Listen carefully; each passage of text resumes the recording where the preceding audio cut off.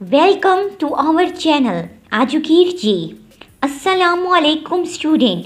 आज हम इस लेक्चर में data representation of continuous variable को डिस्कस करेंगे, जिसमें frequency distribution table, histogram, frequency polygon और फ्रीक्वेंसी कर्व शामिल हैं।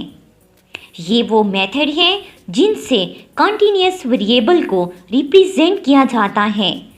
Continuous variable is a variable which take values over a continuous interval। मतलब एक ऐसा वेरिएबल जिसमें वैल्यूज फ्रैक्शन या कंटिन्यूस चलती हैं। मिसाल के तौर पर इन्वायरमेंटल प्रोटेक्शन एजेंसी ने न्यू कार मॉडल से माइलेज रेटिंग को डिटरमाइन किया। उन्होंने 30 कार्स की माइलेज नोट की। अब ये उसकी ऑब्जर्वेशन डेटा हैं। इसको फ्रीक्वेंसी डिस्ट्रीब्यूशन टेबल में अब हमने कन्वर्ट करना है। Step number 1, identify the smallest and the largest measurements in the data set.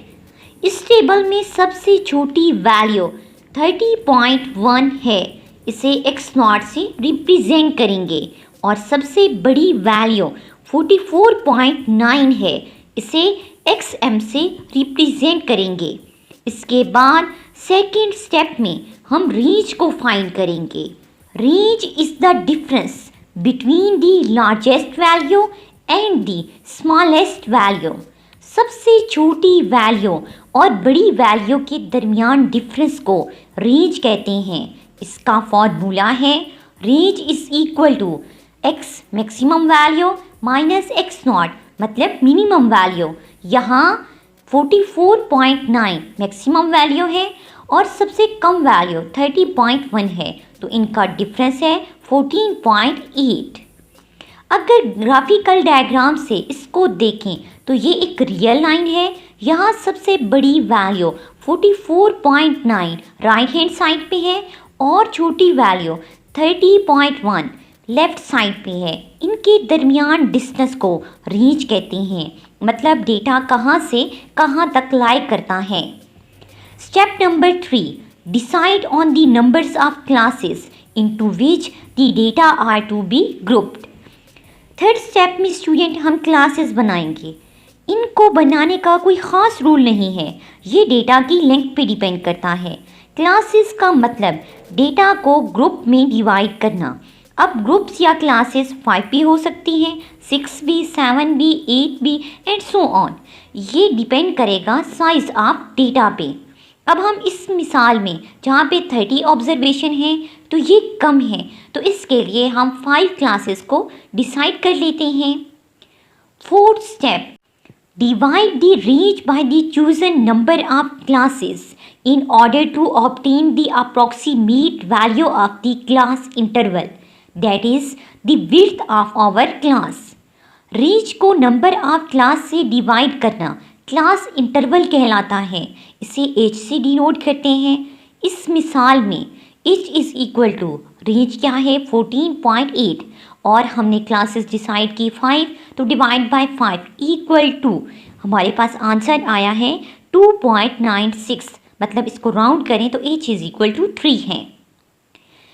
Fifth step है student, decide the lower class limit of the lowest class. अब ये हम कैसे करेंगे कि लोअर क्लास की एक लोएस्ट हमने लिमिट बनानी है। The answer is that we should start constructing our class from a number equal to or slightly less than the smallest value in the data. कहने का मतलब ये है कि जैसे हमें यहाँ पर सबसे छोटी वैल्यू 30.1 गिवन है, तो इससे छोटा सा नंबर है इसके इक्वल हम 30.0 को एक लोअर क्लास लिमिट कंसिडर कर लेंगे। स्टेप नंबर 6, अब हमने 5 क्लासेस डिसाइड की हैं, तो इन सब की लोअर क्लास लिमिट हासिल करने के लिए हम लोअर क्लास लिमिट में क्लास इंटरवल जिसे h कहते हैं उसे ऐड करेंगे, और इस तरह 30.0 प्लस 3 इक्वल टू हमारे पास आंसर आया 33.0 और 33.0 प्लस 3 इक्वल टू 36.0, और इसी तरह 5 क्लासेस की लोअर क्लास लिमिट हासिल करेंगे। स्टेप नंबर 7, इस स्टेप में हम अपर क्लास लिमिट को फाइंड करेंगे। अपर क्लास लिमिट और लोअर क्लास लिमिट का डिफरेंस एच होता है, मतलब क्लास इंटरवल होता है। अब हमारे पास लोअर क्लास लिमिट 30.0 है, तो इसकी अपर क्लास 33 होनी चाहिए, क्योंकि 33 माइनस 30 इक्वल टू 3 है। लेकिन हम यहाँ 32.9 लेंगे, इसकी वजह आगे हम पढ़ेंगे। अब 32.9 में 3 ऐड करें तो 35.9, ये सेकंड क्लास की अपर क्लास लिमिट है। इसी तरह हम 5 क्लासेस की अपर क्लास लिमिट फाइंड करेंगे। अब स्टूडेंट हमारे पास क्लासेस आ गई हैं। फर्स्ट क्लास 30.0 से 32.9 है। नेक्स्ट 33.0 से 35.9 तक है। अब आप गौर करें, अगर हम 33.0 को अपर क्लास लिमिट लेते तो फर्स्ट क्लास 30.0 से 33.0 होती और नेक्स्ट 33.0 से 35.9 होती। तो यहाँ पे अगर 33 डेटा हमारे पास आता तो वो हमें कंफ्यूज करता कि उसको हम फर्स्ट क्लास में रखें या सेकंड क्लास में। तो इस कंफ्यूजन को ख़त्म करने के लिए हमने यहाँ पे 0.5 को समझा कि हम उसको 32.5 यहाँ पर रखते हैं। स्टेप नंबर 8, अब क्लासेस के बाद ऑब्जर्वेशन से फ्रीक्वेंसीज को और टेली मार्क को हम इस टेबल में ऐसे अरेंज करते हैं। यहाँ फ्रीक्वेंसी का मतलब वो डेटा कितनी बार आया है, तो 30.0 से 32.9 तक सिर्फ 2 वैल्यूज़ आई हैं, मतलब 2 बार आया, तो फ्रीक्वेंसी 2 होगी। और टेली मार्क में भी हम 2 लाइंस लगाएंगे। इसी तरह 4 मरतबा 33.0 से 35.9 तक ऑब्जर्वेशंस आई, तो इसकी फ्रीक्वेंसी 4 होगी और टैली भी 4 लाइंस होंगी। अब 5th लाइन को टैली में हॉरिजेंटल लगाते हैं। ये frequency distribution table of continuous variable है। इन क्लासेस की क्लास बाउंड्रीज बनाएंगे। The true class limits of a class are known as its class boundaries.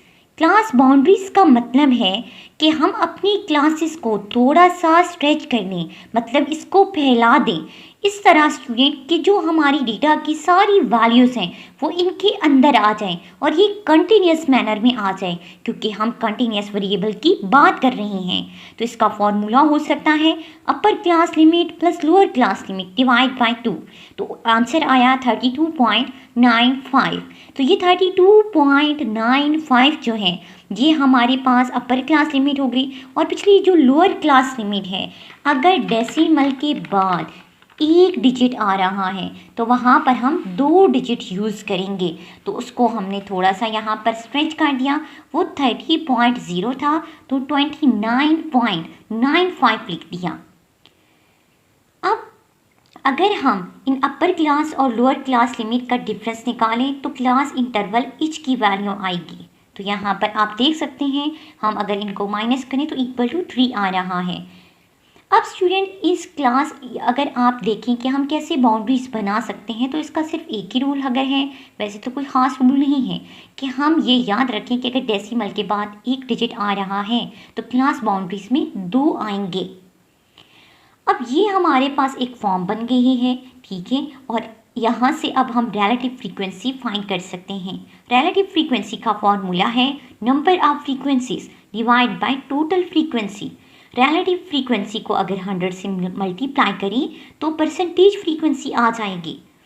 अब रिलेटिव फ्रीक्वेंसी से 2 वेरिएबल्स को का कंपैरिजन आसान होता है। मिसाल के तौर पर अब अगर 2 कार मॉडल्स ए और बी की फ्रीक्वेंसीज यहाँ पर गिवन है और रिलेटिव फ्रीक्वेंसी से इनकी परसेंटेज निकाली गई है।